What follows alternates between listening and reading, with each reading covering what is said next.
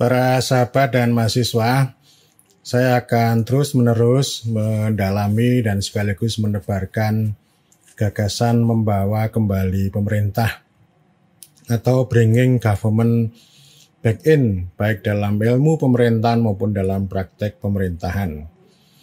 Ada dua alasan yang mendasari. Pertama, kita itu memiliki banyak kepala pemerintahan, banyak pemimpin, dan juga banyak negarawan yang suci dan sakral. Tetapi kita tidak memiliki pemerintah yang sebenarnya sesuai dengan mandat konstitusi. Pemerintah kita masih jauh dari harapan, dan justru yang melakukan fungsi governing atau memerintah itu bukan semata pemerintah yang memperoleh mandat dari rakyat atau dibentuk oleh rakyat, tetapi ada banyak elemen, banyak unsur yang ikut memerintah.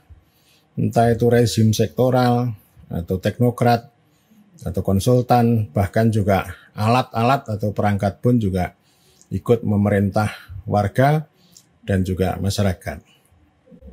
Kedua, ilmu pemerintahan ini miskin, defisit, krisis. Saya sudah banyak berbicara, ada 8 krisis epistemologi. Kita mengalami krisis defisit, entah itu secara ontologi, epistemologi, dan aksiologi. Kita gagal paham untuk memahami pemerintahan secara utuh. Kita ingkar pada pemerintah. Secara epistemologi kita juga miskin teori pemerintah. Meskipun kaya dengan teori tentang manajemen publik, administrasi publik, birokrasi, teori kepemimpinan, teori digital government, teori tata kelola. Jadi kita ini menguasai banyak teori kecuali teori pemerintah, teori pemerintahan.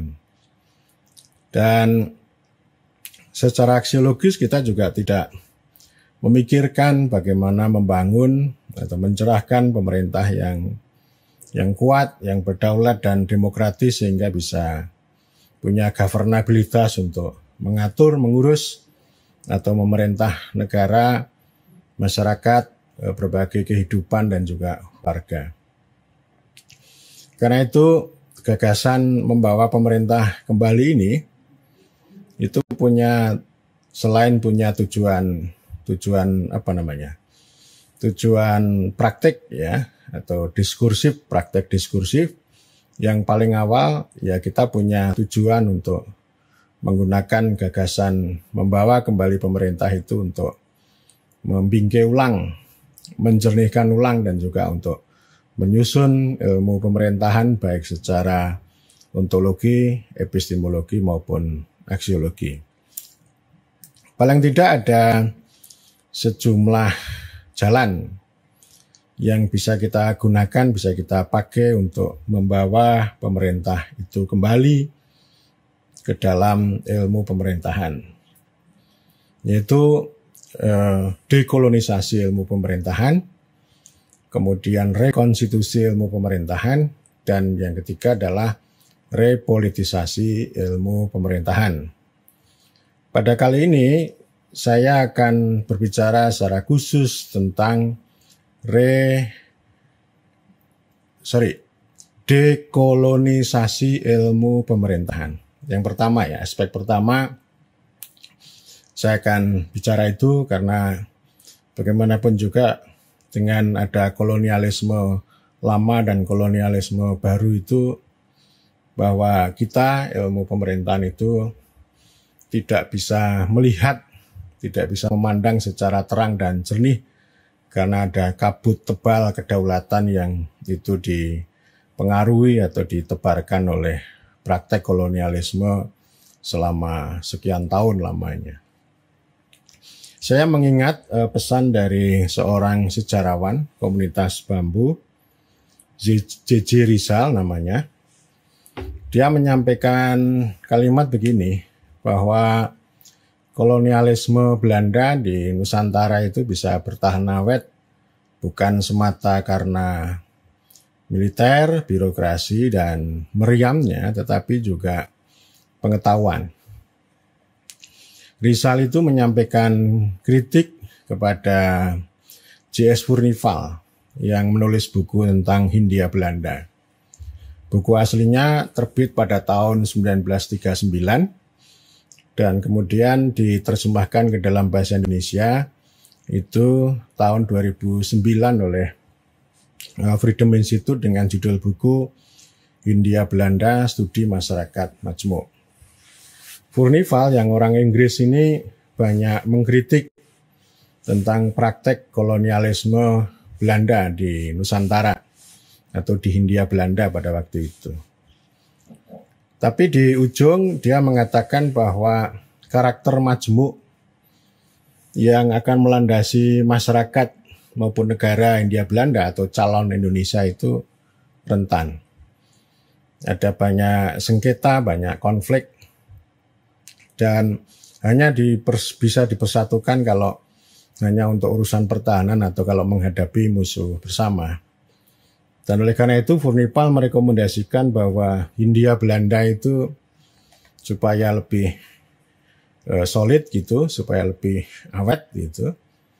Nah, itu lebih baik menjadi bagian dari negeri Belanda. Jadi kayak negara bagiannya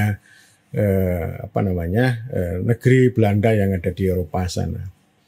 Nah, kalimat-kalimat itulah yang dikritik oleh J.J. Rizal itu sebagai pengetahuan yang ikut mengawetkan kolonialisme. Saya kira ada banyak pengetahuan kolonial yang itu justru membentuk, mengkonstruksi kita Hindia Belanda. Ada perbedaan secara rasis antara orang kulit putih dengan Inlander gitu. Saya juga sering mengatakan bahwa kita ini masyarakat yang kontradiktif ketika memandang kolonialisme. Di satu sisi kita memberikan pujian pada warisan teknologi dan infrastruktur dari Belanda. Entah itu gedung, bangunan, rel kereta, kemudian juga drainase, sanitasi, dan masih banyak lagi. Sebaliknya kita mencaci maki terhadap warisan institusi, kebijakan, hukum, bahkan juga pemerintahan. Tetapi yang kita lakukan itu sebaliknya. Kita tidak melakukan terhadap apa yang kita puji, tetapi justru kita melakukan apa yang kita kritik, kita caci maki. Ketika kita mengembangkan infrastruktur atau teknologi, kita tidak secara serius, tidak secara seksama dengan presisi yang canggih seperti yang diwariskan oleh kolonial Belanda. Tetapi ketika kita berpikir tentang hukum, tentang pemerintahan, atau tentang politik sekalipun, kita justru meniru apa yang dilakukan oleh penguasa kolonial Belanda. Saya kira ada banyak contoh yang terkait dengan dunia, ilmu, dan praktek pemerintahan. Yang paling kuat, paling menonjol itu adalah warisan Bestuur. Binnenland Bestuur en Landsbestuur. Itu adalah birokrasi kolonial Belanda yang tidak hanya membentuk susunan pemerintahan pada waktu itu, tetapi itu juga sebagai pengetahuan yang betul-betul melekat yang diajarkan pada pangreh praja dan juga diajarkan pada indologi pada para sarjana Inlander yang sekolah di Leiden dan kemudian pulang ke Nusantara. Ada di antara mereka yang menjadi aktivis yang melawan kolonialisme, tapi juga tidak sedikit yang kemudian itu menjadi agen kolonial yang ikut juga mengawetkan kolonialisme. Bestuur itu pengetahuan juga. Konstruksi pemahaman kita atau pengetahuan kita tentang pemerintahan itu adalah sesuatu yang birokratik. Jadi kita memahami pemerintahan dengan cara Binnenland Bestuur yang kemudian sekarang kita kenal dengan pemerintahan dalam negeri itu adalah suatu susunan yang itu formalistik, hierarkis, sentralistik, dan juga birokratik. yang itu disebut sebagai pemerintahan administratif, atau kata Julian Benda itu sebagai negara pegawai. Negara pegawai ini orientasinya adalah untuk menjaga order. Jadi merawat order, dan itu juga disampaikan oleh Profesor Mulyato Cokro-Winoto terhadap para pegawai lulusan Indologi maupun lulusan ilmu pemerintahan itu yang paling penting adalah merawat order. Jadi bukan membangun pemerintahan yang demokratik dan juga melayani warga. Jadi order and law yang penting ya, bukan law and order. Dan pemerintahan model Binnenlandbestuur en Landsbestuur itu antisosial, anti politik. Ya, jadi politiknya itu hanya milik kolonial, hanya milik penguasa, terutama bagaimana menjaga kekuasaan despotik dan sekaligus juga merawat order. Order itu termasuk stabilitas tentu saja. Terkait dengan Bestuur itu juga ada pemahaman kita ya, literatur kolonial itu ada diskursus antara direct rule atau yang disebut dengan kekuasaan langsung atau pemerintahan langsung versus indirect rule atau pemerintahan langsung atau juga kekuasaan langsung. Ada banyak profesor mengkritik terhadap praktek yang diterapkan oleh penguasa kolonial terhadap Nusantara ya, yaitu menggunakan pemerintahan tidak langsung. Tidak langsung itu artinya ya penguasa kolonial itu tidak berhubungan langsung dengan warga, dengan rakyat, tapi menggunakan perantara lokal, yaitu penguasa-penguasa lokal yang sudah ada. Alasannya menurut analisis para profesor itu penguasa ingin memerintah secara efisien dan murah. Yaitu kalau dilihat dari sisi administrasi ya begitu, analisisnya seperti itu. Padahal kan sebenarnya pemerintahan tidak langsung ini punya muatan yang sangat kuat ya.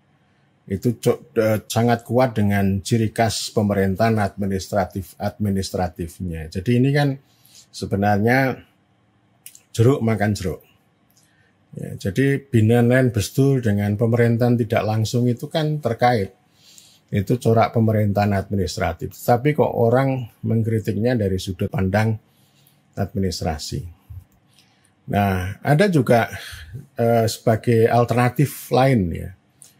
Ada banyak kritik yang menggunakan cara pandang politik pemerintahan dan politik pengetahuan yang itu menjadi ciri khas cara pandang postkolonial, itu melihat pemerintahan tidak langsung itu adalah sebagai satu strategi politik kolonial untuk mengawetkan hegemoni kolonial terhadap tanah jajahan.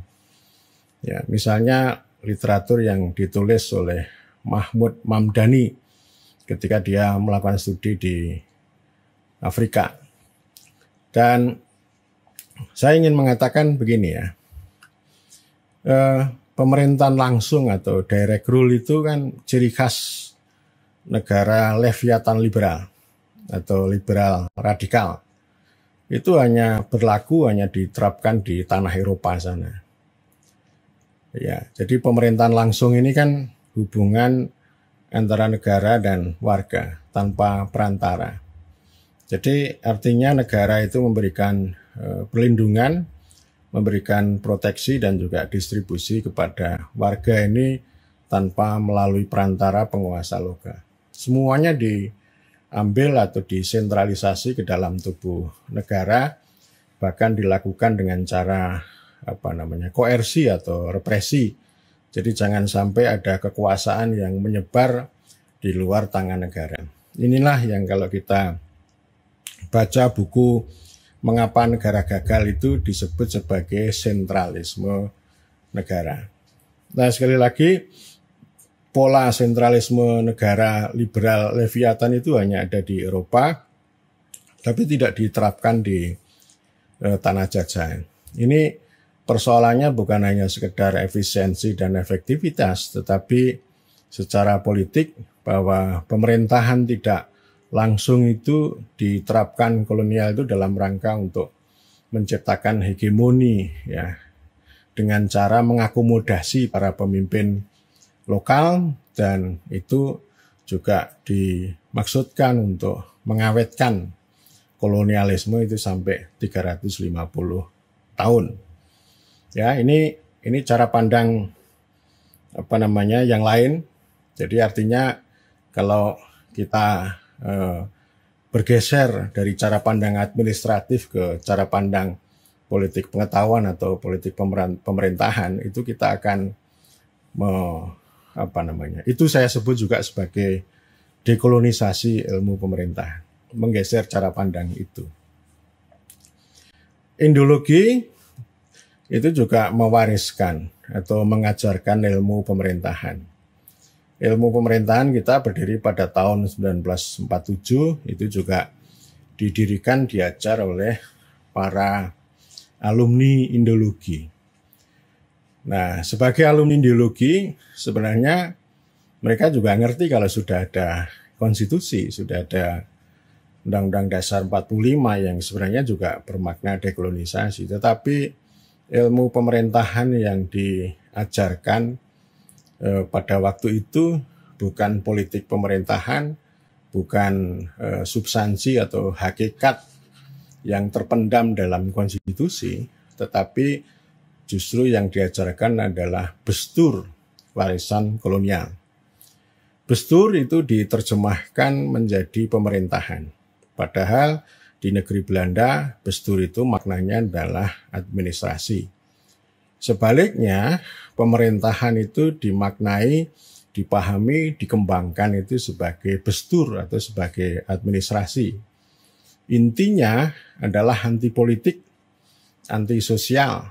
Jadi pemerintahan itu dipisahkan dari fakta sosiologis dan fakta politik, seperti halnya pengetahuan maupun praktek Binnenland Bestur en Landsbestuur yang itu dilembagakan oleh penguasa kolonial selama ratusan tahun. Nah, itu diajarkan betul kepada kita, bahkan sampai sekarang orang itu kalau berbicara tentang pemerintahan itu selalu mengutip buku yang ditulis oleh Van Vulje gitu ya.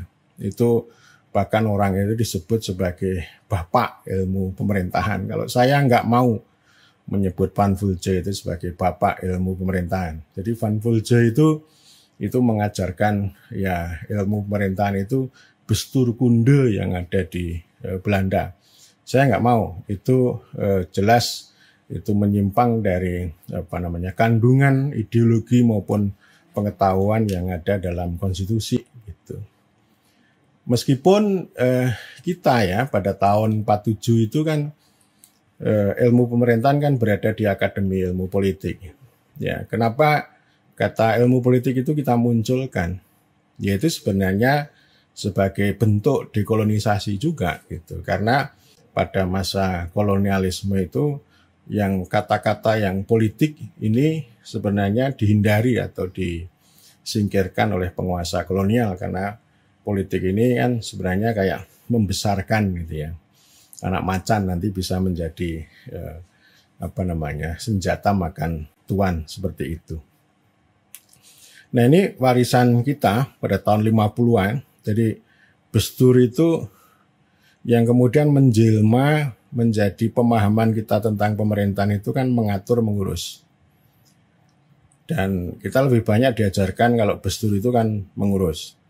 Kalau di negeri Belanda itu kan ada regeren dan ada besturen.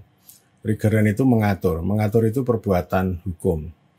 Dan kemudian besturen itu administrasi. Jadi kerangkanya yang kita terima itu adalah hukum dan administrasi. Baru pada tahun 60-an awal itu ada administrasi publik yang datang dari Amerika. Dan itu ada konvergensi ya, maksud saya ya, konvergensi Eropa dan Amerika. Jadi kalau tradisi Amerika itu kan politik plus administrasi. Jadi pemerintahan itu politik plus administrasi, tetapi administrasi publik yang kemudian mulai berjaya itu juga keluar dari politik. Jadi administrasi itu berurusan dengan bisnis pemerintah atau metode eksekutif yang orientasinya itu adalah efisiensi dan efektivitas. Jadi akhirnya ketemu itu antara tradisi Eropa yang berbicara tentang hukum administrasi, lalu tradisi Amerika, administrasi publik Amerika yang banyak berbicara tentang administrasi tanpa politik. Itu yang kemudian diajarkan pada masa Orde Baru gitu. Jadi Orde Baru ini kan punya ciri khas ya, yang itu secara personal itu melembagakan kekuasaan pribadi atau personal rule, dan secara institusional itu recalling atau memanggil kembali pola Binnenland Bestuur atau negara pegawai. Ya, negara pegawai yang dulu dibangun oleh pemerintah kolonial. Jadi yang memerintah itu bukanlah pemerintah, tetapi negara. Dan semuanya akan berpusat pada tangan penguasa satu orang itu. Atau ini saya sebut sebagai negaranisasi pemerintahan. Ilmu pemerintahan dengan negaranisasi pemerintahan ala Orde Baru itu ya dua sisi mata uang.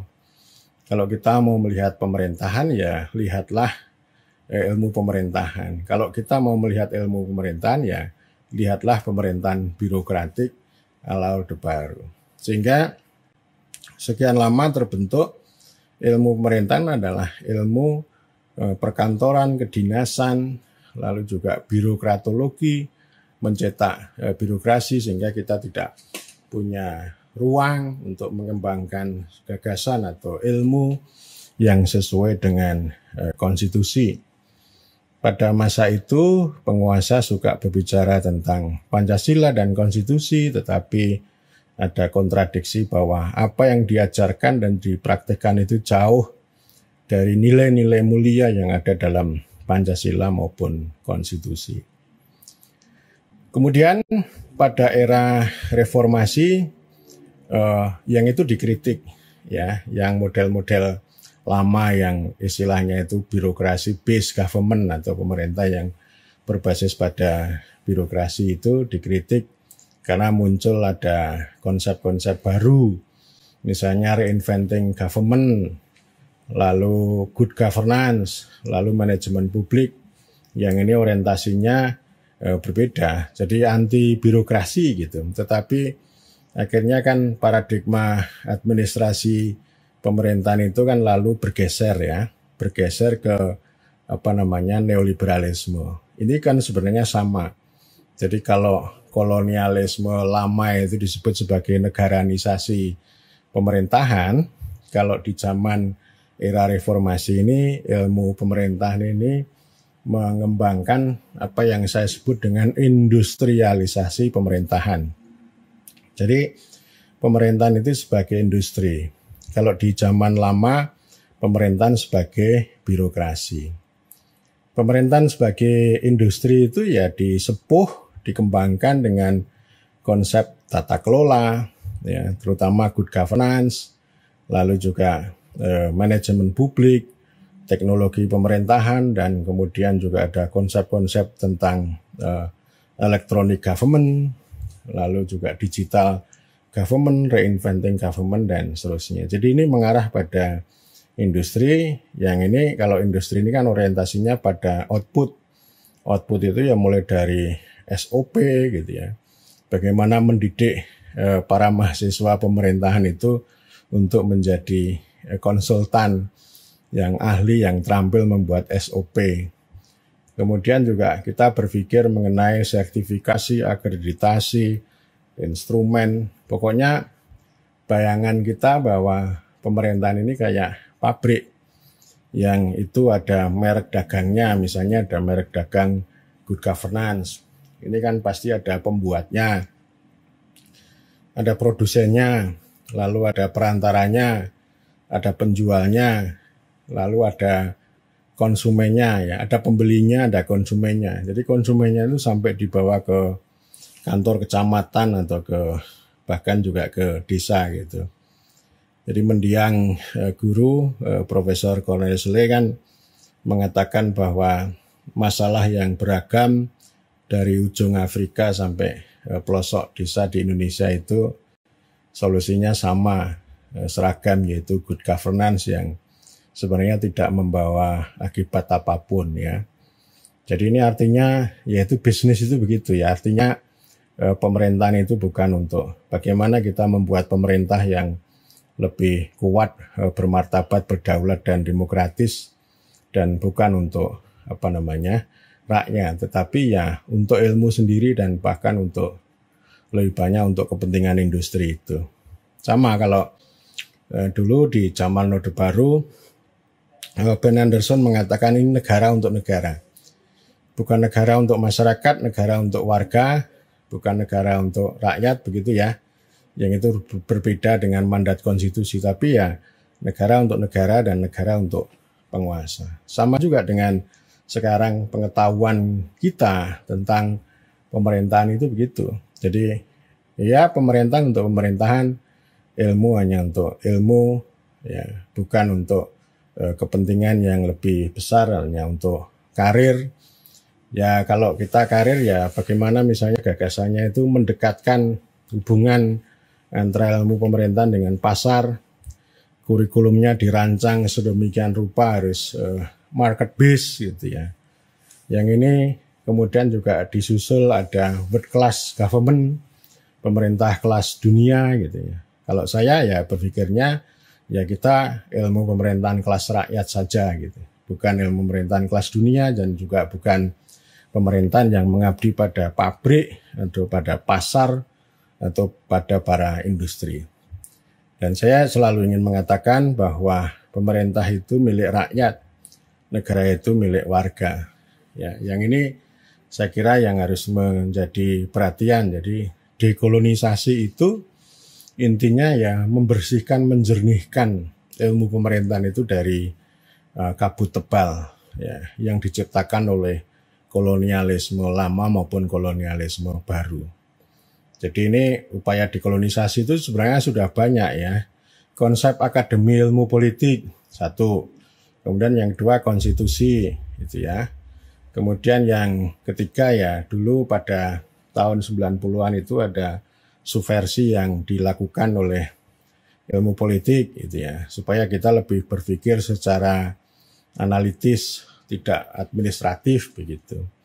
Tetapi subversi ini kan tidak sanggup untuk memperbaiki ilmu pemerintahan yang ujung-ujungnya ilmu politik itu meninggalkan ilmu pemerintahan lalu sekarang lahir politik dan pemerintahan. Jadi pemerintahan justru tetap bertahan ditinggalkan dan sekarang yang terjadi justru ilmu pemerintahan yang berorientasi pada pasar, pada tengkulak, pada industri, ya, pada ya itu ya, pada neoliberalisme itu. Saya kira ini terlihat dari sisi ontologi bagaimana orang memahami dan kemudian diskursus yang berkembang, ya entah itu yang disebarluaskan oleh asosiasi dosen ilmu pemerintahan maupun KAPSIPI, keyword atau kata-kata kunci, ya itu sungguh sangat dekat dengan neoliberalisme atau saya sebut dengan kolonialisme baru gitu. Dan karena itu ya kalau kita kan saya hanya ngomong menghimbau ini karena mereka tentu saja sudah punya keimanan, sudah punya keyakinan bahwa ini adalah benar, bahwa ini harus ditebarkan kepada kuliah atau kepada pemerintah, misalnya bagaimana menggunakan digital government itu untuk memberikan pelayanan yang lebih baik gitu ya. Ya ini kan konsep pemerintahan sebagai industri itu kan kayak begitu gitu ya. Nah, saya terus-menerus mendorong kalau kita melakukan dekolonisasi ilmu pemerintahan, maka kita perlu belajar juga terhadap tradisi pasca kolonial. Ini perspektif yang menarik untuk kita pelajari, kita kembangkan, kita perluas untuk komunitas ilmu pemerintahan. Misalnya kita bisa membaca buku ya orientalisme karya Edward Said, bagaimana dia mengkritik kelakuan Barat ya terhadap Timur yang merendahkan orang Timur, kemudian juga membentuk atau mengkonstruksi pengetahuan yang sebenarnya itu untuk melanggengkan imperialisme dan hegemoni mereka. Sekaligus juga ini konsep-konsep yang saya sebut merek dagang ini juga sebagai orientalisme dan imperialisme dalam rangka untuk mengawetkan hegemoni gitu ya. Ya itu saya kira kita bisa baca juga buku Rita Abrahamson, bagaimana dia melucuti good governance itu sebagai teknologi pemerintahan yang digunakan oleh Barat untuk mengkonstruksi Timur dan Selatan. Jadi dalam rangka untuk mengawetkan hegemoni Barat atas dunia yang lain. Nah, saya kira Rita Abrahamson ini sedang mempraktekkan cara pandang Edward Said tentang orientalisme dan sekaligus juga cara pandang post atau pasca kolonial. Nah, kita juga bisa belajar atau menggunakan konsep governmentality. Ini sebuah perspektif yang muncul juga dari tradisi post kolonial. Governmentality yang pertama kali dimunculkan oleh Michel Foucault pada akhir tahun 70-an, ini berguna bagi kita untuk melucuti pengetahuan maupun praktek pemerintahan neoliberal.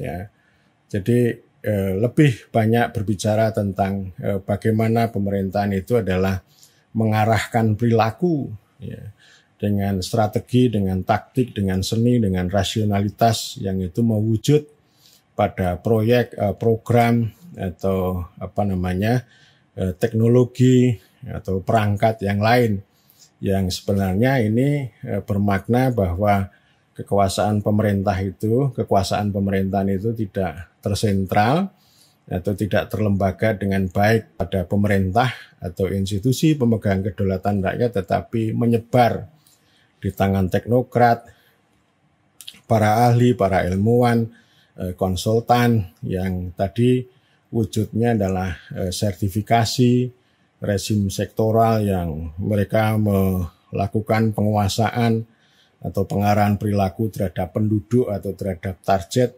dengan alat-alat yang mereka kuasai atau mereka gunakan. Dan tentu saja saya punya penilaian juga bahwa ya cara-cara governmentality itu sangat dekat tadi dengan neoliberalisme sama industri, bukan pemerintah dan pemerintahan yang mengabdi pada kepentingan manusia maupun kepentingan rakyat, tapi untuk kepentingan mereka semata. Jadi dekolonisasi itu terus, jadi artinya Barat itu tidak tunggal, ya.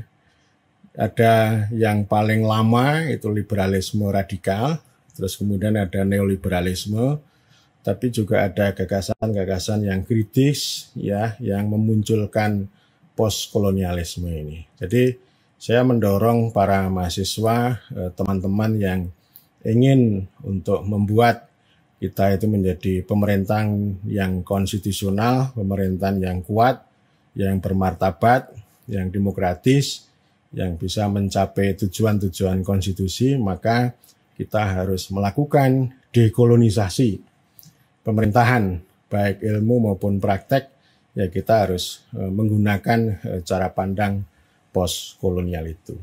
Saya kira demikian dan terima kasih.